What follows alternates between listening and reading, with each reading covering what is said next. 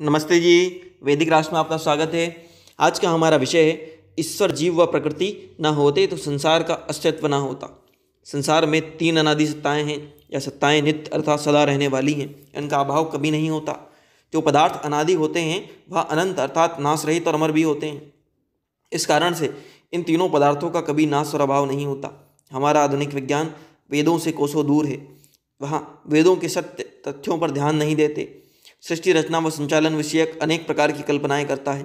वेद सत्य और सनातन ग्रंथ हैं जिनकी उत्पत्ति और आविर्भाव परमात्मा की प्रेरणा से ऋषियों की आत्माओं में सृष्टि के आरंभ में हुआ था। यदि वेद न होते तो अमैथुनी सृष्टि में उत्पन्न मनुष्य ज्ञानवान न होते। शेष सृष्टि में भी मनुष्यों को किसी प्रकार का ज्ञान न होता। परमात्मा के मुख्य कर्तव्यों में सृष्टि की उत्पत्ति, पालन, संहार सहित वेदों का ज्ञान देना, जीवों को उनके अनेक पूर्वजन्मों के कर्मों का सुख दुख रूपी फल देना होता है। यह तीनों काम मनुष्य संपादित नहीं कर सकते। मनुष्य के पास जो शरीर, इंद्रियां और अंतःकरण आदि अवयव हैं वह भी परमात्मा ने प्रकृति के द्वारा बनाकर प्रदान कर रखे हैं। हर क्रिया व कार्य का कारण व प्रेरणा हुआ करती है जो कि चेतन सत्ता के द्वारा ही होती है। यह सृष्टि भी परमात्मा द्वारा प्रकृति में ज्ञानमय प्रेरणा क्रिया के फलस्वरूप ही अस्तित्व में आई है।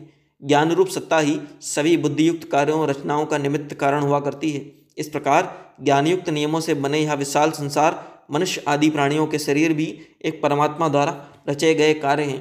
वेद, दर्शन, उपनिषद सहित सत्यार्थ प्रकाश आदि ग्रंथों को पढ़कर ईश्वर, जीव, प्रकृति विषयक सभी भ्रांतियां दूर हो जाती हैं। मनुष्य निर्भ्रांत हो जाता है।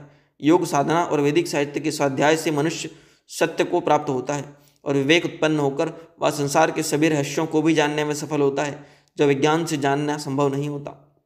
विज्ञान ईश्वर को नहीं मानता परंतु वेद ईश्वर के सत्य स्वरूप का निवारण और निरूपण करता है। वेद ईश्वर को अनादि, नित्य सत्ता, नाश रहित सत्ता मानते हैं। वेदों का अध्ययन कर ऋषि दयानंद ने ईश्वर के सत्य स्वरूप का प्रकाश कर आर्य समाज के दूसरे नियम में बताया है कि ईश्वर सच्चिदानंद स्वरूप, निराकार, सर्वशक्तिमान, न्यायकारी, दयालु, अजन्मा, अनंत, निर्विकार, अनादि, अनुपम, सर्वधार, सर्वेश्वर, सर्वव्यापक, सर्वंतर्यामी, अजर, अमर, अभय, नित्य, पवित्र सृष्टिकर्ता है। जीवात्मा भी चेतन तत्व है जो अनादि, नित्य, अविनाशी, अल्पज्य, एकदेशीय, ससीम, जन्म मरण धर्मा, कर्मों का कर्ता भोक्ता, मनुष्य जन्म में धर्माधर्म के कार्य करने में स्वतंत्र परंतु फल भोगने में ईश्वर के अधीन, वेदाध्ययन कर अविद्या दूर करने में समर्थ, योगाभ्यास द्वारा समाधि प्राप्त कर ईश्वर का साक्षात्कार करने में समर्थ होने सहित ईश्वर उपासना का संगतिकरण, दान आदि कर जीवन को उच्च अवस्था प्राप्त कराने में भी समर्थ होता है। जीवात्मा का जन्म पूर्व जन्म के कर्मों को भोगने, मनुष्य योनि में नए कर्म करने, अपवर्ग और मोक्ष के लिए प्रयत्न करने के लिए होता है। इसका विवेचन हमें दर्शन ग्रंथों में पढ़ने को मिलता है जो पूर्णतः तर्क और युक्ति सहित ज्ञान है, विज्ञान सम्मत भी है। ईश्वर व जीव चेतन सत्ताएं हैं जबकि तीसरी सत्ता प्रकृति है जो कि जड़ सत्ता है। यह प्रकृति तीन गुणों सत्व, रजस, तमस गुणों से युक्त होती है। इसी से परमाणु, अणुओं के महतत्व, अहंकार, पांच तन्मात्राएं, मन, बुद्धि, चित्त सहित पांच महाभूत बनते हैं। इन सबसे मिलकर ही संसार बना है जिसे सर्वज्ञ परमात्मा ने अपनी स्वशक्ति से पूर्वकल्पों के समान बनाया है, आवश्यकता की पूर्ति के लिए नहीं। ईश्वर तो पूर्ण सत्ता है, अपनी आवश्यकता की पूर्ति के लिए उसने संसार नहीं बनाया है जिसमें किसी पदार्थ, सुख, आनंद की प्राप्ति की न्यूनता अथवा अभाव नहीं है। ईश्वर पूर्णानंद से युक्त स्वरूप में स्थित रहने वाली सत्ता है। परमात्मा हमारी सृष्टि को अपनी अनादि प्रजा जीव की संख्या में अनंत है उनके भोग और अपवर्ग के लिए बनाता है। अनादि काल से अपने स्वभाव से वह सृष्टि की उत्पत्ति, स्थिति, प्रलय करता आ रहा है। यह क्रम अनंत बार किया जा चुका है, भविष्य में भी सदा चलता रहेगा, कभी रुकेगा नहीं। अपवर्ग और मोक्ष पर्यंत जीवात्माओं का अपने कर्मानुसार जन्म मरण होता रहेगा। मनुष्य उभय योनि है, अन्य योनियाँ भोग योनि होती हैं। उभय योनि होने से मनुष्य योनि का मोक्ष का द्वार कहा जाता है। इस रहस्य को वैदिक धर्मी जानते हैं और ईश्वर की उपासना, यज्ञ आदि परोपकार के कामों को करते हुए मोक्ष के लिए प्रयत्नशील रहते हैं। इस वैदिक धर्म और संस्कृति से उत्तम उपादेय अन्य कोई विचार, मान्यता, सिद्धांत या मत नहीं है।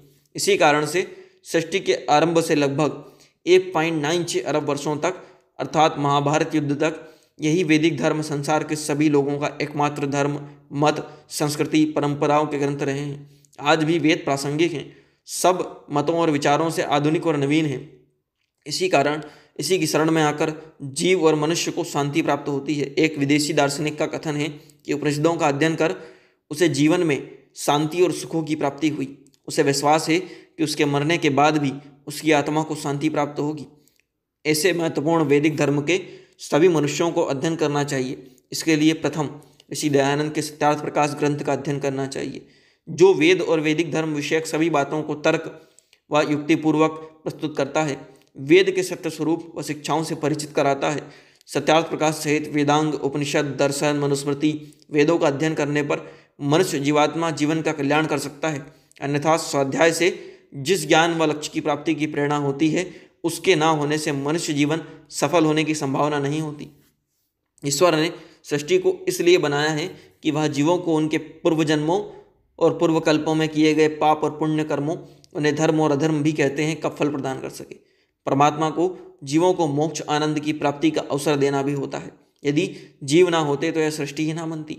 यदि प्रकृति भी ना होती तो भी सृष्टि का निर्माण नहीं हो सकता था। किसी भी उपयोगी भौतिक पदार्थ का निर्माण भौतिक जड़ उपादान का कारण से ही होता है, जिसे चेतन ज्ञानवान सत्ता परमात्मा व मनुष्य किया करते हैं।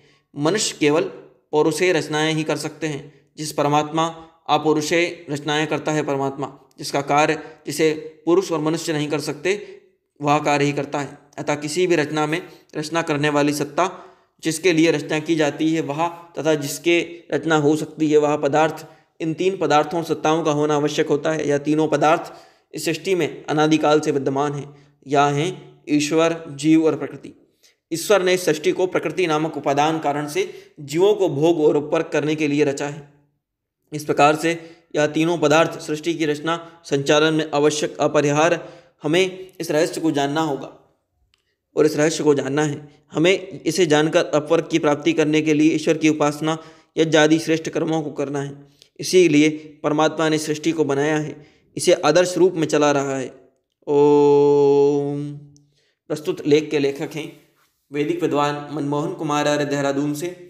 इस तरह के अन्य वैदिक लेखों के लिए, प्रेरणादायक कहानियों के लिए, महापुरुषों के जीवन के प्रेरक प्रसंगों के लिए वैदिक राष्ट्र यूट्यूब चैनल को लाइक करें, शेयर करें, सब्सक्राइब करें, बेल आइकन की घंटी को दबा दें, ताकि जब भी कोई नया वीडियो आए उसकी अपडेट सबसे पहले आप तक पहुंचे। धन्यवाद।